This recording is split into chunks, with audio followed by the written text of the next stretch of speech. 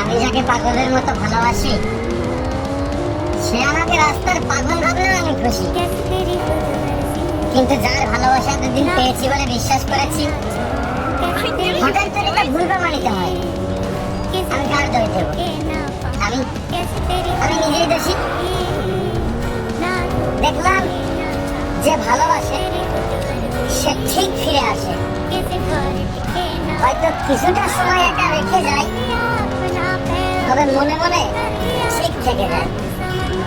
সে আমার ঠিকই হইল, তবে আমার রইল না। এই চোখে চোখ রেখে বলে আমরা জীবিত হইলাম। রবি ঠাকুর হয়তো এজন্যই বলেছে এই ভাঙাচোরা মন নিয়ে আমি যেন প্রেমের উপন্যাস না পড়ি। তবে খুব সংক্ষেপে বলতে চাই, তুমি